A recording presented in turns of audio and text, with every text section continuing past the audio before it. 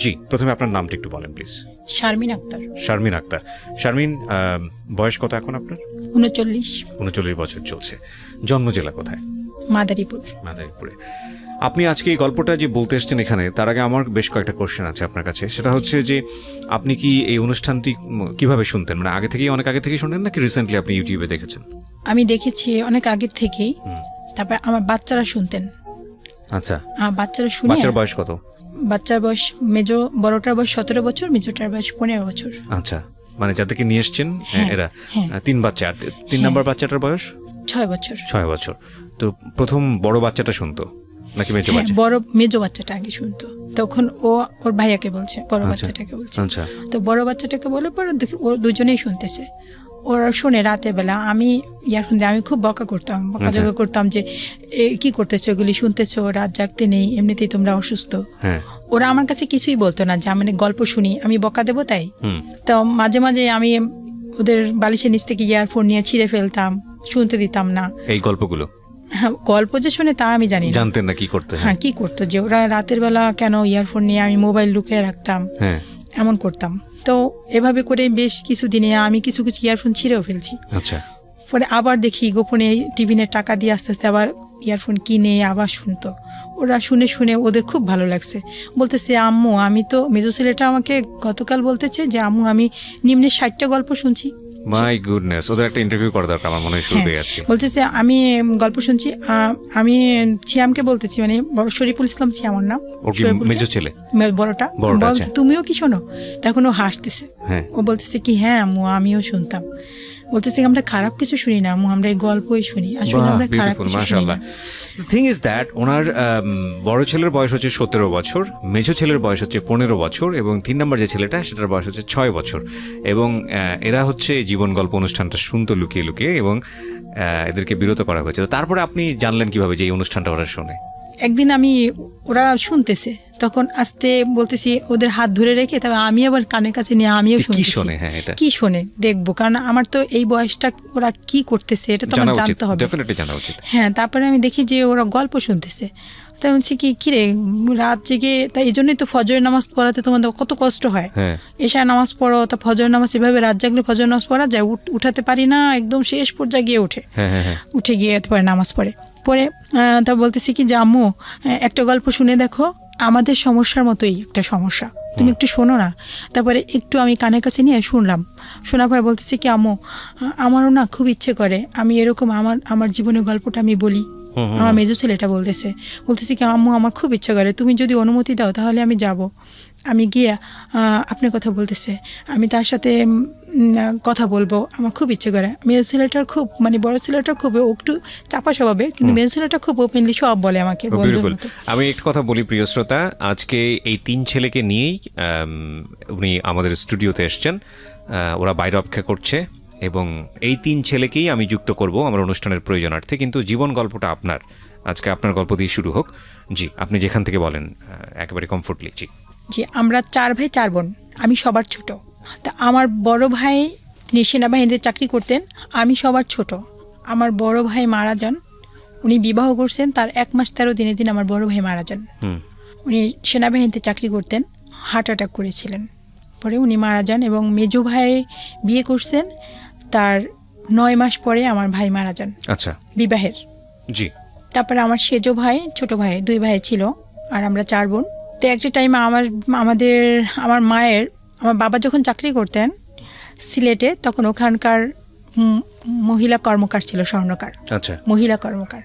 তো ওনাদের দিয়ে মানে অনেক গহনা তৈরি করেছিলেন, যেটা মানে আমাদের নিকটতম আত্মীয় স্বজন যারা ছিলেন ওই জিনিসটা মানে তারা জানতে পারতেন।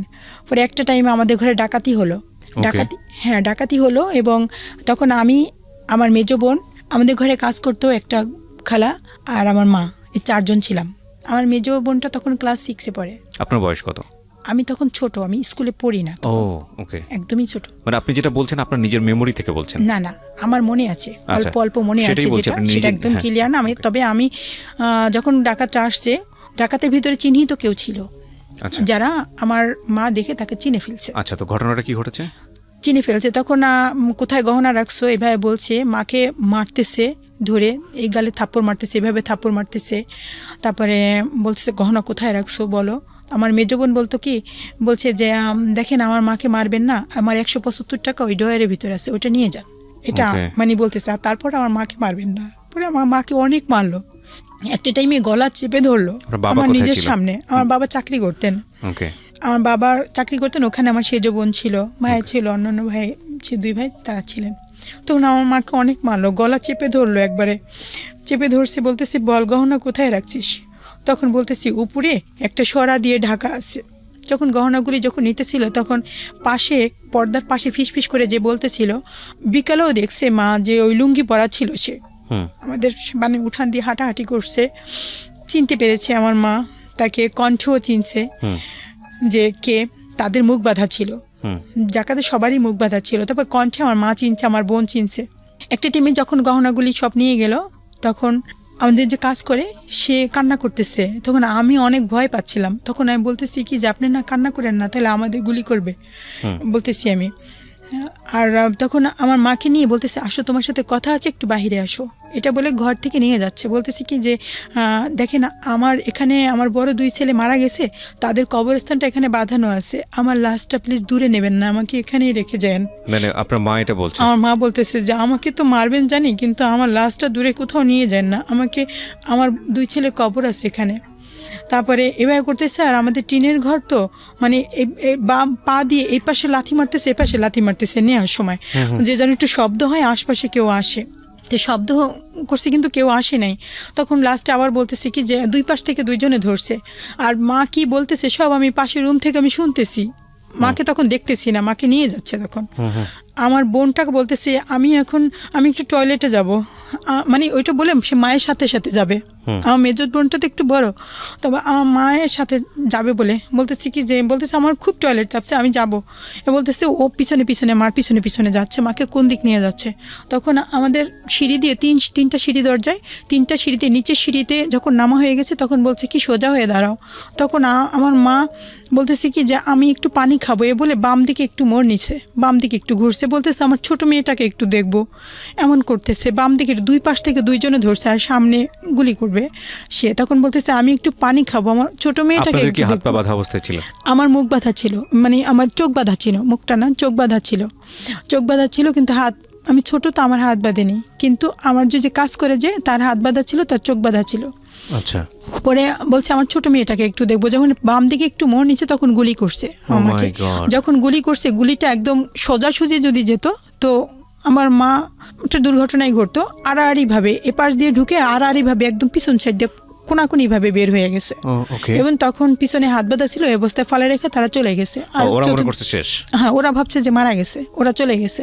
তখন আমার বোন জোরে চিৎকার করতেছে, আর ওই যে আমাদের কাজে বটে সেও দৌড়ে বের হয়েছে, চিৎকার করতেছে, মাকে ধরছে। তখন আশপাশের লোকজন তখন চলে আসে, এভাবে রক্ত উপর থেকে উঠতেছে, এভাবে রক্ত, পিছে হাত বাঁধা, ওটা আর কেউ খেয়াল করেনি। সে রক্ত কীভাবে করবে ওইটাই চেষ্টা করতেছে। পরে আমাদের গ্রামের বাড়ি, ওখানে গ্রামের বাড়ি থেকে মানে আমাদের যে হসপিটালটা অনেক দূরে, তো সেখানে অনেক করে একটা শাড়ি দিয়ে পুরো একদম বডিটারে আটকে এসছে ওইটা। তখন আমি ওইটা আটকানো, ওটা আর দেখিনি, মানে আমাকে তো একটু সরে রাখছে। আমি তো কান্নাকাটি করতেছে, আমি মানে কিছুই বুঝে উঠতে পারতেছি না। তারপরে আমি ভাবছি তো মা মারা গেছে। তারপরে একজন এইভাবে যখন তুলে, মানে ওখানে তো কিসে নিবে, খাটটাট এরকম নাই। তারপরে টিনের উপরে করে টিনের ভিতর ঢুকায়, পরে সেভাবে পেঁচায় তারপরে মাকে নিয়ে গেছে হসপিটালে। তখন কোনো টেলিফোনের ব্যবস্থা বা কিছুই নেই, আব্বা জানে না, আমার ভাইরা জানে না যে আমাদের ঘরে ডাকাতি হয়েছে, মাকে গুলি করছে। তখন আমার মাকে নিয়ে যখন হসপিটালে গেল, হসপিটালে যাওয়ার পরে ওখানে ওরা কোনো মতে রক্তটা একটু চেক দিয়ে বলতেছে আমাদের বাড়ি হচ্ছে মাদারীপুর, বলছে ওকে বরিশাল নিয়ে যেতে হবে।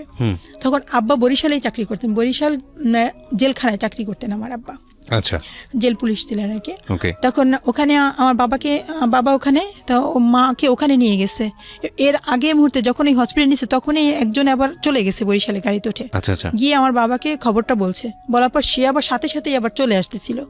তখন আর ফোনের ব্যবস্থা ছিল না, সে এক গাড়িতে আসতেছে, আমার মাকে নিয়ে অন্য গাড়িতে আবার যাচ্ছে। তখন হসপিটালে নিয়ে যাওয়ার পরে বাবা যখন শুনলো যে আয়শা যা আমার মাকে নিয়ে গেছে, তখন আবার সে চলে গেছে। গিয়ে তাকে ডাক্তার দেখানোর পরে 3 মাস মেডিকেলে ছিল, থাকার পরে তা মা কিছুটা একটু সুস্থ হলো, মানে গুলি করছে এই সাইডটা একদম পুড়ে গেছে, আর বাম হাতটা শক্তি পেত না, এই হাত দিয়ে মানে এমনভাবে আটকানো ছিল বাধা পিছনে, একেবারে বামটা একদম অবশ হয়ে গেল, বাম হাত দিয়ে কিছু করতে পারতো না। তো অনেক দিন এইভাবে করে করে পরে এক টাইমে মা সুস্থ হলো। পরবর্তীতে যখন আমার মা জানতেন যে কারা এই ঘটনাটা ঘটেছে, তখন তারাই বাদী হয়ে থানায় মামলা দিছে, যে তাদের শত্রু থাকতে পারে না, বলছে অমক অমক এভাবে নাম করে মামলা দিয়েছে। মামলা দেওয়ার পর তখন আমার মাকে যখন সুস্থ হওয়ার পরে মাকে যখন দাঁড়া করাইছে যে এরা কি আপনাকে গুলি করছে, এরা কি ডাকাতের এখানে ছিল? তারপরে আমার মা বলছে ওরা যারা ছিল তারা কেউই ছিল না ওখানে, মানে ওরা নির্দোষ। তখন আমার মা বলছে কি আমার চোখ বাঁধা ছিল আর এরা কেউ ছিল না, আমার মনে পড়ে না, আমি কিছু দেখিনি, এটা বলছে। না বলছে সে, আমার বোন না বলছে। তখন ওদের কিছু হয়নি। পরবর্তীতে আর কি হয়েছে মানে ওটা মামলাটা করেছিল কে? মামলাটা করেছিল যারা এই ঘটনাটা ঘটাইছে ওরাই, আমাদের নিজেদের আত্মীয় না। মামলা তো আপনাদের জায়গা থেকে হওয়ার কথা। হ্যাঁ, তো মামলা ওরা কেন করবে? ওরা আমাদের যে রক্তের আত্মীয়, আমাকে বাবা তো এখানে ছিল না। আপনারা যেহেতু চোখে দেখেননি, কিন্তু আপনারা গেস করেছেন যে এই আত্মীয়ের মধ্যে কেউ একজন করেছে, হয়তো নিশ্চিত আপনাদের জায়গা থেকে, কিন্তু আপনারা যেহেতু চোখে দেখেননি, সুতরাং তো আপনারা মনে করছেন যে এরাই নিজেরাই আগ বাড়িয়ে গিয়ে মামলা করেছে যাদের নিজেদেরকে সেভ করার জন্য। ওকে। তারপরে তখন ওদের আর কিছু হলো না, পরে আমার ভাই বাবা এরা বললো যে আমরা এখানে থাকবো না, মানে ওখানে ওই বাড়িতে আর থাকবে না। একটা টাইমে আমরা ওই বাড়ি থেকে আমরা মানে একটু সদরের দিকে, মানে ওটা তো ইউনিয়ন, এখন তো পৌরসভা হয়েছে, আগে একটু উপজেলা ওখানেই ছিল, একটু পুরপায়ের দিকে, ওখানে আমরা ওই বাড়ি ছেড়ে আমরা এখানে বাড়িতে চলে আসি। নতুন একটা আমার বাবা পেনশনে আসছে, তখন পেনশনের টাকা দিয়ে তখন ওই জায়গা কিনে ওখানে আবার আমরা একটা হিন্দু বাড়ি ওই জায়গা কিনে ওখানে আমরা ঘরটার করে এখন বর্তমানে যেখানে আসি আর কি। তারপরে ওখানে আসার পরে আমার 3 বোনের, মেজ বোনের বিবাহ হলো, বিয়ের পরে আমার সেজ বোনের বিয়ে হলো, তখন আমি অনার্স ফার্স্ট ইয়ার। তখন আমার সেজ বোনের বিয়ের পরে আমার বড় বর্তমানে যে সেজ ভাই আর কি, সেজ ভাইটাও মারা গেছে। সেজ ভাইয়ের ছেলে গাড়ি অ্যাক্সিডেন্ট, রাস্তার পাশে গাড়ি, আমি কলেজ থেকে আসছি, আসার পরে ও আবার বিস্কিট কিনতে রাস্তায় গেছে, তখন একটা মাইক্রো এসে ওকে জোরে ধাক্কা মারলো, তখন ও পড়ে গিয়ে মাথার একদম 2 ভাগ হয়ে গেছে। তখন আমি ওড়না দিয়ে ওকে মাথাটা এভাবে চাপ দিয়ে ধরে আমি হসপিটালে নিয়ে গেছি, ওকে হসপিটালে নিয়ে গেছি। যখন একটা ভ্যান আছে না, ভ্যানের উপর বসাই আমি দেখছি যে ও মানে চিৎকার বলতেছে যে আয় হায় বলছি, পর কে মারা গেছে, তাই আমি ভাবছি অন্য কেউ হবে, আমার ভাইয়ের ছেলে, আমি বুঝতে পারিনি। আমি যখন লোকের ভিড়ে যখন দেখি যে আমার ভাইয়ের ছেলে, আমি সৈকত বলে জোরে চিৎকার মেরে ওকে তখন আমি বুকে জড়াই ধরে তখন আমার ওড়না দিয়ে চেপে ধরছি, আর মাথাটা চেপে ধরে আমি যখন হসপিটালে নিয়ে যাচ্ছি, তখন যাওয়ার পথে আমার কোলের ভিতরেও মারা গেছে। তখন ওর চোখের পাতাটা টিপটিপ করতেছিল, আর তখন টিপটিপ করতেছে, ওই সময় আমি শুধু বলতেছি আল্লাহ আল্লাহ বলতেছি, আর ওকে বলতেছি বাবা তোমার কিচ্ছু হবে না এমন করতেছি। তখন ও আমার কোলের ভিতর পায়খানা করে দিছে, কান দিয়ে নাক দিয়ে রক্ত বের হয়ে গেছে, ওই সময় ও মারা গেছে, কিন্তু আমি এটা বুঝতে পারিনি। তখন হসপিটালে নিয়ে যাই, তখন হসপিটালে ডাক্তার ওকে দেখে বলে যে ও মারা গেছে। তখন ওই ইমার্জেন্সিতে বসা ছিল আমার বাচ্চার বাবা, উনি ইমার্জেন্সিতে ছিলেন ওই হসপিটালে। পরিচিত, আমি তাকে চিনি না, আমি জানিও না, পরে শুনছি আর কি। উনি ইমার্জেন্সিতে ছিলেন, তখন আমি তো সবসময় হেজাব পরে একদম করে চলাফেরা করতাম, তখন ওই সময় আমাকে দেখছে উনি। দেখার পরে তারপরে ওনার ওখানেও তো একটা ক্লিনিক ছিল, মানে ডায়াগনস্টিক সেন্টার ওই হসপিটালের সামনেই, তা উনি এবার ইমার্জেন্সিতেই বসা ছিল।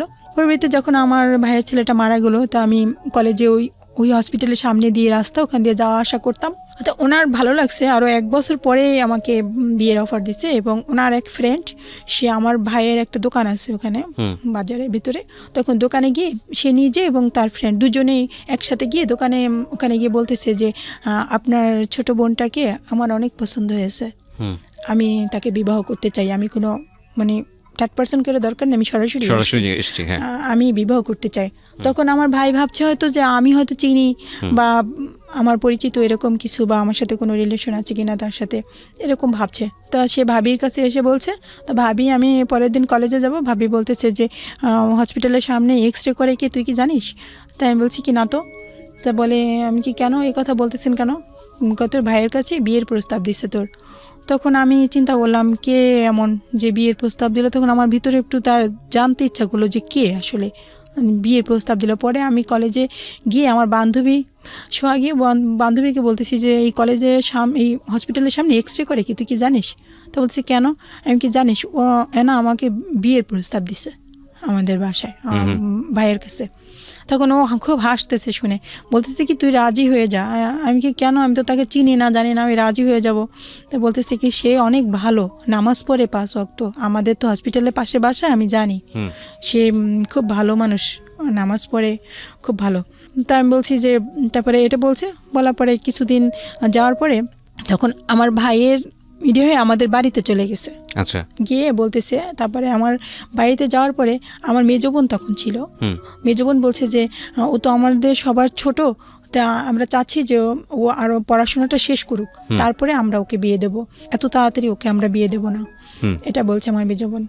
তখন আমার মেজো বোন চাচ্ছিল যে ভালো সরকারি চাকরি করে বা কোনো ভালো ইসের সাথে মানে বিয়ে হবে, এরকম কিছু, যে সে ওখানে ক্লিনিক কি না কি, মানে এর পছন্দ হয়নি আর কি।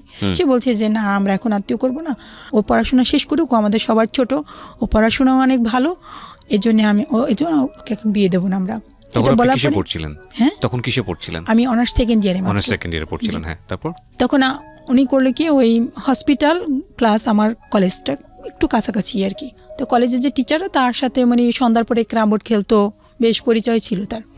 তো এক টিচারের কাছে, আমাদের ডিপার্টমেন্টের এক টিচার আর ভূগোল ডিপার্টমেন্টের এক টিচার ছিল, ওনার সাথে মানে বলতেছি কি যে আপনাদের এই রাষ্ট্রবিজ্ঞান ডিপার্টমেন্টের এই নামে আমার অনেক পছন্দ, আমি তাকে বিবাহ করতে চাই, এবার বাড়িতে প্রস্তাব দেওয়া হয়েছে, কিন্তু তারা মানে দেবে না বলে এভাবে বলে দিছে, ওরা দেবে না বলেই, কিন্তু আমাকে একটু হেল্প করেন, আমাকে অনেক পছন্দ, ওকে আমি বিয়ে করব। কারণ ও সবসময় হেজাব পরে যায় এখান দিয়ে, কখনো একটু দোকানের দিকে কোনো দিকে তাকায় না, মাথা নিচু করে চলে যায়, আবার নিচু করে আসে, এটা আমার অনেক ভালো লাগছে, আমার ফ্যামিলিতে এটা খুব পছন্দ, আমার ফ্যামিলি তো ইসলামিক ফ্যামিলি, কিন্তু আমাকে অনেক ভালো লাগছে। এটা বলার পরে তখন আমি আমাদের সে রাষ্ট্রবিজ্ঞান ডিপার্টমেন্টে আমি বসা, তো আমার স্যার আমাকে ডাক দিচ্ছে, একটু আসো তো এদিকে, গেটে গিয়ে। তো আমি আসছি, তারপরে বলতেছি কি আসো এদিকে, আমাকে নিয়ে যাচ্ছে, সিঁড়ি দিয়ে নিচে যখন নামবে তখন দেখি যে নিচে দাঁড়ানো। তখন আমি ওটা দেখে আমি বলতেছি কি স্যার, আপনি আমাকে কী জন্য ডাকতেছেন? বলতেছি কি যে আমার ফ্রেন্ড তোমার সাথে একটু কথা বলবে। তখন আমি বুঝতে পারছি যে কোন বিষয়ে কথা বলতে চাচ্ছে। তখন স্যার ওখানে আর কি ওই ব্যাচেলার টিচাররা যে রুমগুলো থাকে না, 3-4 জন টিচার মিলে, এরকম কলেজের ভিতরে আমাদের ছিল এরকম। তো আমি ওখান থেকে পিছনে ফিরে এখন চিন্তা করতেছি, আমি একটু আগের থেকে একটু কেয়ারফুল ছিলাম যে একা একা কারোর সাথে কথা বলবো বা কিছু, মানে খুবই সংযতভাবেই চলার চেষ্টা করতাম। পরে আমার এক বান্ধবীকে সাথে করে নিয়ে গেলাম, যে স্যার আমাকে ডাকছে, চল তো একটু।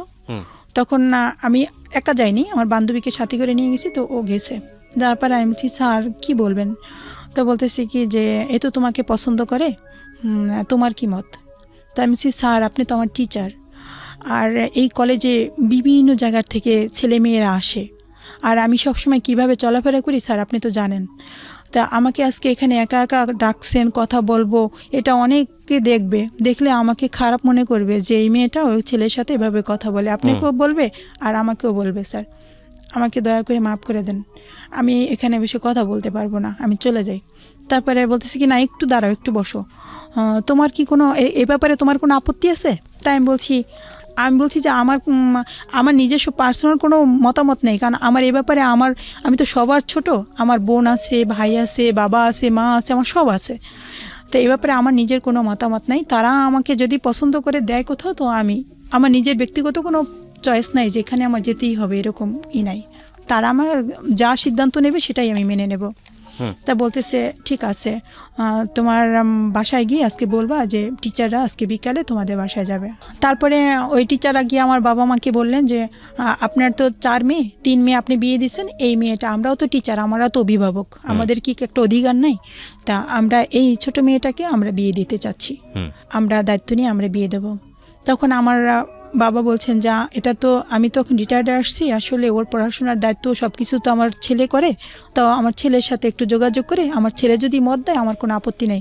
তখন আমার সেজ ভাইটা সে ঢাকা কেন্দ্রীয় কারাগারে পুলিশ ডিপার্টমেন্টে ওখানে চাকরি করতেন, তখন যে টেলিফোনেরই ছিল, তখন ওরা ওই যে মোবাইল নিয়ে ওই যে কি মোবাইল মানে দোকানে দোকানে তখন বিভিন্ন জায়গায় কথা বলার জন্য হতো, ওটা নিয়ে আমাদের বাড়িতে সন্ধ্যার পরে গেছে। তখন আমার ভাইয়ের সাথে কথা বলছে টিচাররা, কথা বলার পর আমার ভাই ওখানে বসে বলছে যে ঠিক আছে আপনারা তো অভিভাবক, এমনভাবে কথার প্যাচে ফেলাই দিচ্ছে যে আমার বাবা আমার মা বা আমার ভাইরা যে দেখবে যে তার লেখাপড়া কত দূর, সে আসলে শিক্ষাগত যোগ্যতা কি, মানে ফ্যামিলি কীরকম, এসব কিছুই যাচাই বাছাই না করেই সে রাজি হয়ে গেছে। মানে আমার বাবাও সাদাসিধে মানুষ ছিল, আমার মাও ছিল, আমার ভাই ওই বলছে, আমার খালু আসছিল ওই সময় বেড়াতে আসছে, ও ছিল সাথে, আমার বোন ছিল।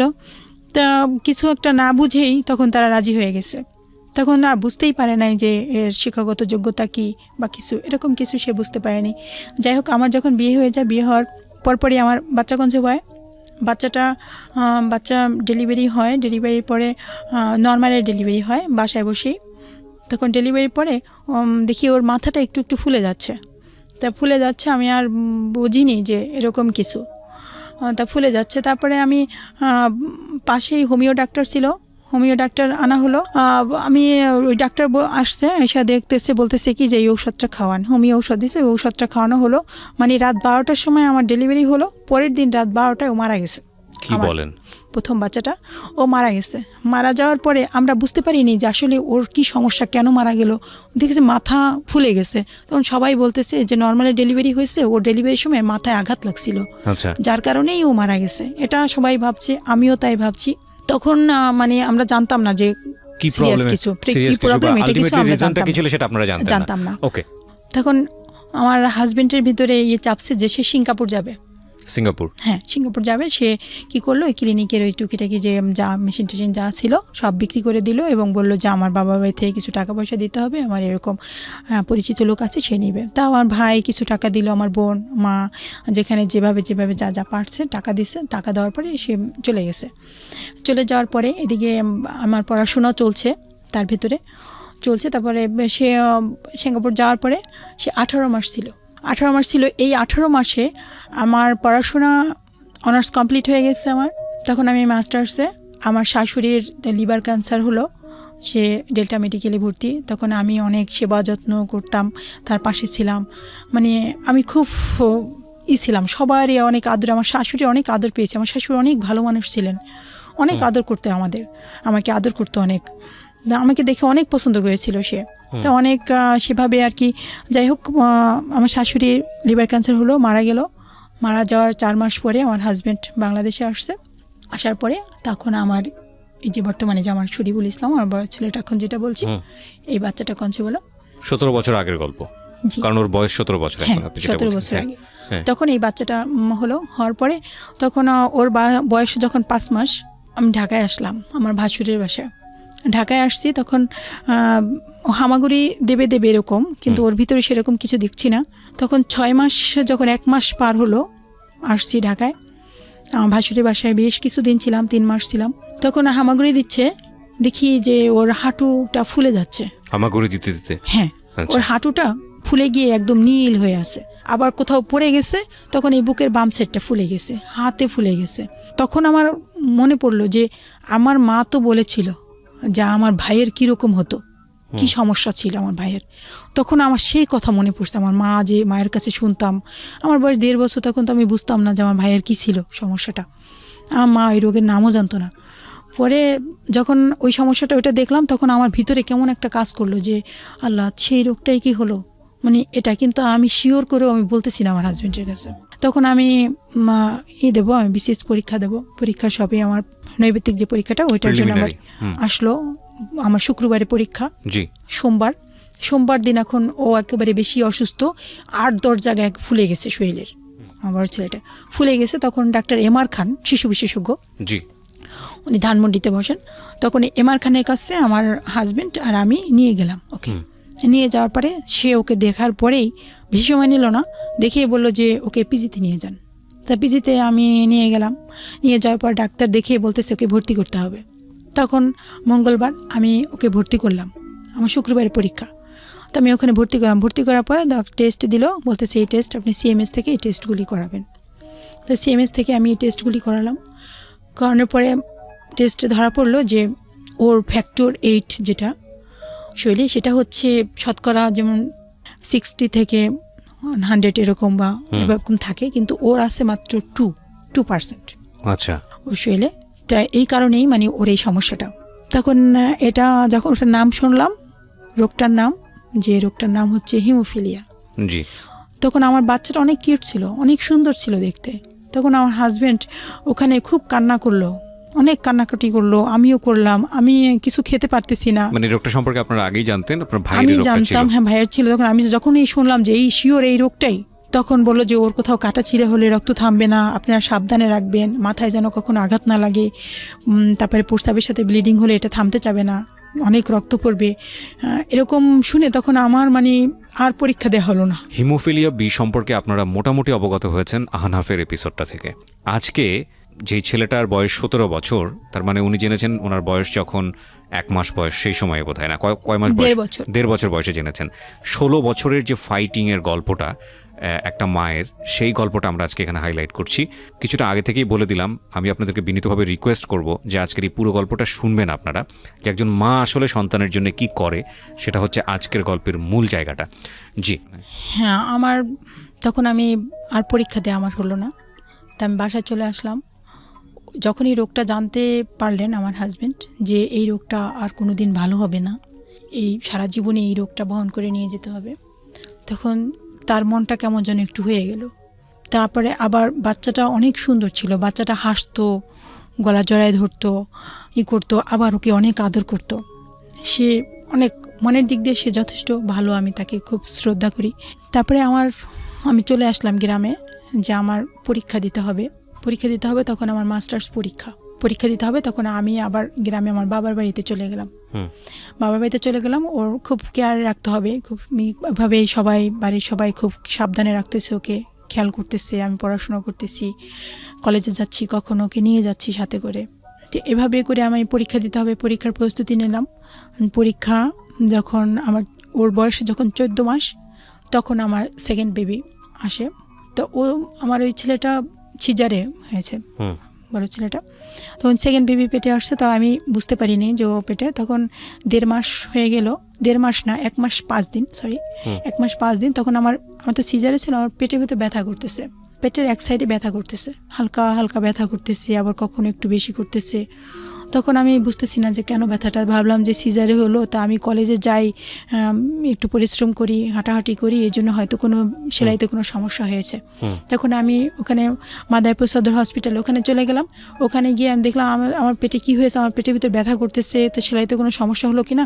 তখন বলতেছে তাহলে একটা আলট্রাসোনোগ্রাম করে দেখে বলতেছে আপনার তো কনসেপ্ট হয়েছে, বাচ্চা কনসেপ্ট হয়েছে, এটা বলতেছে তারা। শুনে আমি অবাক হয়ে গেলাম, আমি ওখানে কান্না করে দিচ্ছি, বলতেছি বলেন কি, আমার বাচ্চা হিমোফিলিয়া, আমার বড় ছেলে হিমোফিলিয়া, আর এখন আবার বাচ্চা কনসেপ্ট। তারপরে আমার 14 মাস বয়স, ও তো আমার বুকের দুধ খাচ্ছে, আর ও তো অন্য খাবার তেমন একটা খেতে পারে না, ও বুকের দুধ খাবে, তাহলে ও বাঁচবে কীভাবে। আমি খুব কান্না করতেছি যে আমার কনসেপ্ট, আমার পরীক্ষা চলতেছে। তখন না টেলিফোনের ছিল, আমার হাজব্যান্ড ছিল ঢাকায়। তখন আমি তাকে ফোন দিলাম, বললাম যে শীত তখন অনেক, তখন বললাম যে তুমি তাড়াতাড়ি চলে আসো বাড়িতে, ডাক্তার এই কথা বলছে, আমি এখন কি করব। আমার ছেলেকে দেখলেই কান্না আসে, ওর না জানি কত কষ্ট হবে। তা বলতেছে, পরে সে চলে আসার পর তখন আমার মাস্টার্সের প্রথম পরীক্ষা দিয়ে ওই মাদারীপুরে, ওখানে নাজিমুদ্দিন কলেজে আমাদের পরীক্ষাটা হয়েছে। তো ওই পরীক্ষা দেওয়ার পরেই, পরীক্ষা শেষ হওয়ার পরে সে আবার যেই ম্যাডামের কাছে আমার সিজার হলো, ওই ম্যাডামের কাছে নিয়ে গেছে ডাক্তার। নিয়ে যাওয়ার পরে তখন সে দেখে বলতেছে কি যে শোনেন, প্রথম বাচ্চা হিমোফিলিয়া হলে সেকেন্ড বাচ্চাও যে হিমোফিলিয়া হবে এমন কোনো কথা নেই, কারণ পরবর্তী বাচ্চা, অনেকে জানি যে পরবর্তী বাচ্চাগুলি ভালোও হয়।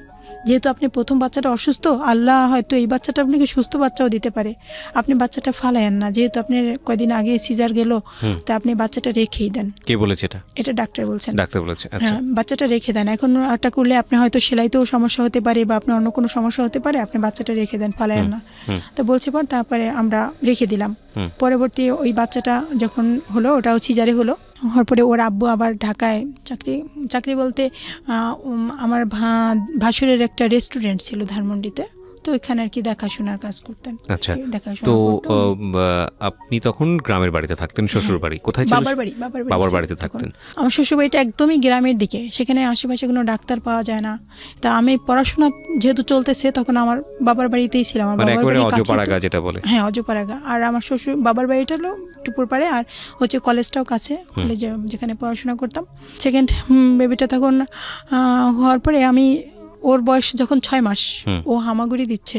একটা টাইমে দেখি কি ওর বুকের ভিতরে মানে একদম শক্ত এরকম একটা দেখে আমার সারা শরীরের ভিতরে এমন একটা, এই যে আমি তখন দেখেই বুঝতে পারছি মানে সেকেন্ড বেবিটাও, হ্যাঁ, হেমোফিলিয়া এই সমস্যা আমি দেখেই বুঝতে পারছি। কিন্তু আমি কিভাবে যে ওর আব্বুকে বলবো, যে অনেক ছোটবেলা অনেক সুন্দর লাগতো দেখতে, আমি যে কিভাবে তাকে বলবো আমি চিন্তাই করতে পারি। মানে রাতে ঘুম আসতো না, সারাক্ষণ যখনই মনে পড়তো একা একা খুব কান্নাকাটি করতাম। আমাদের ফ্যামিলি সবাই জানতো যে ওর এই সমস্যা, তখন বুঝে ফেলছে আমার ভাই ভাবি মা বাবা সবাই বুঝতে পারছে যে ওর এই সমস্যাটা। তখন আমি সবার ছোট, আমি অনেক আদরের ছিলাম, তারা আমার কষ্টে তারাও খুব মানে হয়ে গেলো। আমার মা তো একদম হয়ে গেলো। পরে আমার ওই বাচ্চাটা অসুস্থ, ওর আব্বু আসছে, ঈদ আসছে, কিন্তু আসার পরে আমি না বলিনি তাকে প্রথমেই।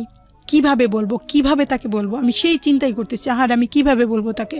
আমি বাচ্চাটার জন্য তো কষ্ট পাচ্ছি, তারপরে আবার তাকে কিভাবে বলবো, তখন সেই ব্যাপারটা কিভাবে নেবে, আমি এই চিন্তা করতে করতে আমি হয়রান। তখন মোবাইল হাতে হাতে মানুষের ছিল না। এর জন্য কি আপনি নিজে থেকে গিল্টি ফিল করতেছিলেন, মানে নিজেকে দোষী মনে হচ্ছে? না, মানে দোষী মনে হয় কি আমার জন্যই, তার মানে এরকম কত কি মনে পড়ে। আপনার ফ্যামিলিতে আছে এটা, যেহেতু এটা ইনহেরিটেড এবং জেনেটিক্যাল ফ্যামিলিগত রোগ, যেহেতু আপনার ফ্যামিলিতে আছে সে কারণে আপনার বাচ্চাদের হয়েছে। তো প্রথম বাচ্চার হয়েছে সেটা তো বাবা মন খারাপ করেছে। দ্বিতীয় বাচ্চাটাতে না হওয়ার কথা ছিল, যেহেতু আপনার ফ্যামিলিতে এরকম যে একটার হয়েছে আরেকটার হয়নি, এরকম ঘটনা আছে। তো সেহেতু আপনি ওই জায়গাটা থেকে মনে করেছিলেন দ্বিতীয় বেবিটা ঠিক আছে থাক, ডাক্তারও সাজেশন দিয়েছিল। দ্বিতীয় বেবিটাও যখন হিমোফিলিয়া বিতে আক্রান্ত হলো তখন আপনার বলতে খুব লাগছিল, যে আড়ষ্টতায় থাকছিলেন যে আমি আসলে কিভাবে তাকে বলবো, কারণ দুটোই তো আসলে আমার ফ্যামিলি থেকে এসেছে, ওর ফ্যামিলিতে কারো তো হিমোফিলিয়া বি ছিল না। It's very important point. Okay, তারপরে আমি মানে সে আসছে, একদিন পার হয়ে গেল, আমি ওকে কখনো গায়ের থেকে গেঞ্জি টেঞ্জি জামাটা খুলতাম না, যে গায়ে বুকে আছে, হাতে এভাবে হাত ধরতাম, হাতের ওখানে ফুলে আছে, আর কোথাও নেই, পায়ে টায়ে নেই, 2 জায়গায় আছে। তখন আমি ঈদ, আমার শ্বশুরবাড়িতে নিয়ে যাবে আমাকে, ঈদের সময় সবাই আসবে শ্বশুরবাড়িতে, তখন আমাকে নিয়ে যাবে। তখন আমি চিন্তা করতেছি আমি কিভাবে তাকে বলবো। তো আমার জন্য তখন ওই নোকিয়া মোবাইলগুলি তখন আমার জন্য কিনে নিয়ে গেছে, যে বাচ্চা অসুস্থ কখন কি হয় আমাকে যেন একটু ফোন দিয়ে জানাতে পারে, বা আমি যাতে খোঁজখবর নিতে পারি ঢাকা থেকে। তখন ওই ফোনটা আমার জন্য কিনে নিয়ে গেছে। আমি ফোন পেয়ে খুব খুশি, তখন নতুন ফোন পেয়ে অনেক খুশি। পরে আমি ফোনটা যখন আমার হাতে দেয় বের করে, তখন আমি বলি কি যে তুমি আমাকে অনেক ভালোবাসো, কারণ তুমি সামান্য কটা বেতন পাও, তারপরে তুমি আমার জন্য ফোন কিনে নিয়ে আসছো। আচ্ছা, এমনও তো হতে পারে যদি আমার এই সেকেন্ড বাচ্চাটাও যদি হিমোফিলিয়া হয়, তাহলে তুমি কি চিন্তা করবা, তোমার খারাপ লাগবে না তখন? এইভাবে বলতেছি কি যে তখন সে ভাবছে যে তো হবেই না, এরকম একটা চিন্তা করছে। তো বলতেছি কি হলে হবে, করার কিছু নেই, আল্লাহ যদি দেয় তো কি করবো আর, এটা বলছে। মানে সে আর কি কিছুটা মূল্য করে নেই, ওটা ভাবছে যে হবেই না এরকম কিছু। তখন আমি বলছি যে আমি একটা তোমাকে কথা বলবো, তুমি আমার সাথে রাগ করবা না তো, বা আমাকে কষ্ট দেবা না তো? সে তখন মানে হয়ে গেছে, বলছি কি বলবো আমাকে, যে আমি তোমাকে কষ্ট দেবো বা কি এমন কথা? তাই আমি বলছি কি জানো, আমার এই বেবিটারও না হিমোফিলিয়া। তখন সে দাঁড়ানো ছিল খাটের পাশে, দাঁড়ানো থেকে বসার থেকে একদম শুয়ে পড়ছে বিছানার উপরে, শুয়ে মানে চোখটা বন্ধ করে কিছুক্ষণ শুয়ে থাকলো। মানে শুনে তখন তার অনেক খারাপ লাগলো, যে কিছুক্ষণ শুয়ে কিছুক্ষণ চোখ বন্ধ করে থাকলো। তখন আমিও কিছুই বলতেছি না, শুধু তাকে দেখতেছি, তাকে বলতেছি, যে ভাবতেছি, আমার ভিতরে ভয় কাজ করতেছে যে না জানি কি বলে। তখন সে উঠে কিছু সময় কান্না করলো, তার কান্না দেখে আমিও খুব কান্না করলাম, যে এটা তো আমি বাহক, এই রোগের বহনকারী তো আমি, তার ফ্যামিলি থেকে তো এটা আসেনি। তখন আমি অনেক কান্না করলাম। তখন আবার সে কান্না থামে আমাকে সান্ত্বনা দিচ্ছে যে থাক, তুমি কান্না করো না, আল্লাহ ভরসা, আল্লাহ আমাদের দিচ্ছে, আল্লাহই সাহায্য করবে আমাদের। এটা সে একটু রাগী টাইপের, আমাকে যখন বুঝায়, সান্ত্বনা দেয়, ভালোবাসে, অনেক বাসে। যখন সামান্য একটু রাগ করে, তখন মনে হয় যে কি একটা দুর্ঘটনা ঘটে যাবে, অনেক রাগ, যা পাবে হাতের কাছে ভাঙচুর করে একদম, মানে অনেক রাগ তার। আবার অনেক ভালোবাসে, যে আহারে রাগ করছি বা কিছু, সে আমার সাথে রাগ করলে কখনোই আমি প্রতিবাদ করতাম না। যখন রাগ করতাম আমি আস্তে সামনের থেকে চলে যেতাম, গিয়ে হয়তো রান্নাঘরে বা বারান্দায় কোথাও গিয়ে চুপ করে দাঁড়িয়ে থাকতাম। আমার সামনে থাকলে হয়তো একটু বেশি রাগ করবে, তাই একটু সামনে থেকে সরে গেলে হয়তো রাগটা কমবে, তাই আমি সরে যেতাম। কখনোই তার প্রতি উত্তর করতাম না, রাগ করতাম না, কিছুই করতাম না। তো একটা টাইমে যখন এই সমস্যাটা, তখন আমি শ্বশুরবাড়িতে গিয়ে থাকবো, আমার পড়াশোনা শেষ, মাস্টার্স কমপ্লিট হয়েছে, এখন আমি শ্বশুরবাড়িতে থাকবো, কিন্তু সেখানে তো আমার বাচ্চা 2 ছেলের এই সমস্যা। আমি হসপিটালে যাব কিভাবে, ডাক্তার পাবো কোথায়, ইঞ্জেকশন কিভাবে দেব, বা ইঞ্জেকশন এই ঢাকার থেকে সেই ইঞ্জেকশন গাড়িতে পাঠিয়ে দিত। কখনো হয়তো দাঁত উঠছে যখন, তখন হয়তো পড়ে গেছে, ওই দাঁতটা ঠোঁট কেটে গেছে, এমন রক্ত ঝরতেছে যে অঝরে রক্ত পড়তেই আছে, রক্ত থামে না। যতক্ষণ হাত দিয়ে চাপ দিয়ে ধরি ততক্ষণ আবার জিব্বা কেটে যায়, জিব্বা তো চাপ দিয়ে ধরতে পারি না, আঙ্গুলের উপর কামড় বসাই দেয়, জিব্বা চাপ দিয়ে ধরতে পারি না, রক্ত পড়তেছে তো পড়তেই আছে। ঢাকা থেকে সেই ইঞ্জেকশন গাড়িতে পাঠিয়ে দেয়। একবার লঞ্চ মানে ফেরি আটকাই গেল নদীতে, ফেরি যাচ্ছে না, সেই ইঞ্জেকশন ওই ড্রাইভারের কাছে ইঞ্জেকশন দিয়ে দিছে, আমরা ওখানে স্ট্যান্ডে দাঁড়িয়ে থেকে ইঞ্জেকশনটা নিয়ে নেব। কী গাড়ি, কত নম্বর গাড়ি, আমরা রাস্তায় দাঁড়িয়ে থাকতাম ওখানে, তাও ইঞ্জেকশনটা নিয়ে আমি ওখানে ডাক্তারদের দিয়ে পুশ করে দিতাম। তাই এখানে যে ব্লাডের যে সাদা অংশ প্লাজমা যেটা বলে, প্লাজমাটা দিলে যে ওটা চিকিৎসা, এটা আমরা তখন জানতাম না, শুধু ইঞ্জেকশনটাই জানতাম। সেই ইঞ্জেকশনটা ছিল 4800 টাকা দাম ওই সময়। তা আমার হাজব্যান্ড 4000 টাকা বেতন পেত তখন। আমার ভাসুরে তাকে একটা বেতন ধার্য করে দিয়েছিল 4000 টাকা, আর খাবে থাকবে। কিন্তু ওই আমার ভাসুরে কিছু দিত, এ দিত, ও দিত, এইভাবে করে কোনো মতে ইঞ্জেকশন ম্যানেজ করে তারপরে সে পাঠিয়ে দিত। সংসারের বাকি বিষয় তো বাদই দিলাম, 4000 টাকা হচ্ছে বেতন, 4800 টাকা হচ্ছে একটা ইঞ্জেকশনের দাম, দুটো বাচ্চার হিমোফিলিয়া বি। কটা ইঞ্জেকশন লাগতো মাসে?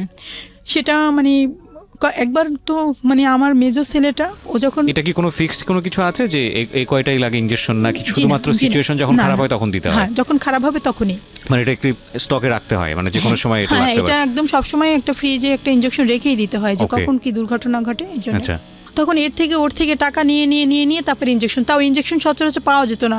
এই লাস্ট ফর্মা এখানে ওইখানে, এই হসপিটালে ওই হসপিটাল, মানে পিজি হসপিটালের সামনে যে ওই যে ঔষধের দোকানগুলি, ওখানে ধানমন্ডিতে বিভিন্ন জায়গায় খোঁজ করতে, পাওয়া যেত না, খুঁজে তারপরে যদি পাইতো তো ওইটা পাঠিয়ে দিত। তো হ্যাঁ, ইঞ্জেকশনটা পাঠিয়ে দেওয়ার পরে ওই ইঞ্জেকশন আমি পুশ করতাম। একবার ও হাঁটতেছে উঠান দিয়ে, তখন মুরগির বাচ্চা নিয়ে হাঁটতেছে, মুরগি তো ও তো আর বোঝে না যে মুরগির বাচ্চা ধরলে কি হবে। তো মুরগির বাচ্চাটা ধরতে গিয়ে তখন ও ধরতে গেছে, তখন মুরগিতে এসে ওর গায়ে এভাবে ছোবল মারছে, পরে ও হা করে চিৎকার করছে, ওর দাঁতের পাশে এসে মুরগিতে একটা ঠোকর মারছে, পরে ওই দাঁতটা নড়ে গেছে। তখন ওর বয়স 1 বছর, দাঁতটা নড়ে গেছে। তখন ওই ইঞ্জেকশন দেওয়ার পরে রক্ত থামছে, কিন্তু আবার জিব্বা দিয়ে তখন দাঁতটা আবার কি করতেছে, তখন ওখান দিয়ে আবার ব্লিডিং শুরু হয়েছে, আবার রক্ত পড়া শুরু হলো, আবার সেই ইঞ্জেকশন দিতে হলো দ্বিতীয়বারে। তো 4800 টাকা একটা ইঞ্জেকশন, তারপরে আরেকটা ইঞ্জেকশন। তখন কি করব, তখন আমার মা দিয়েছে, মানে বোন দিয়েছে, মানে এমন করে টাকা ম্যানেজ করে আবার আরেকটা ইঞ্জেকশন দিলাম।